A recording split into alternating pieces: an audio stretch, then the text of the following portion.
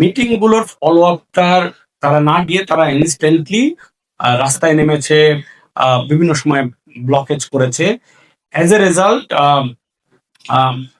তাদের যে জায়গাটা ফলো আপ করা দরকার ছিল, বিটিআরসি 1 মাস সময় দিয়েছে তাদের আইএমএ নাম্বার গুলো দিয়ে দেওয়ার জন্য।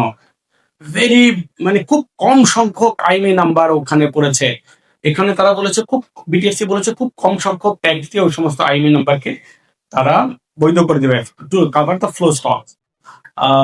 তারা বলেছে একটা সময় বলেছে যে ইউজ ফোনের জন্য একটা পলিসি করতে হবে।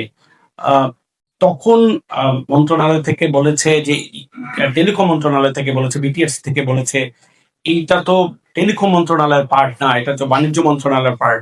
So there was a meeting যেখানে বাণিজ্য মন্ত্রণালয়ের থেকে রিপ্রেজেন্টেশন ছিল, সরকারের বিভিন্ন পর্যায়ে গিয়ে ওইটা কাজ হচ্ছে কিনা, স্পেশালি তাদের ইউজ ফোনের ব্যাপারে তাদের দাবি ছিল সেটা বাণিজ্য মন্ত্রণালয়ের সাথেই তাদের কাজ করার কথা। সেটা তো বিটিআরসি ভাঙলে ইউজ ফোনের জন্য কোনো রেজাল্ট বিটিআরসির তার এখতিয়ারে নাই।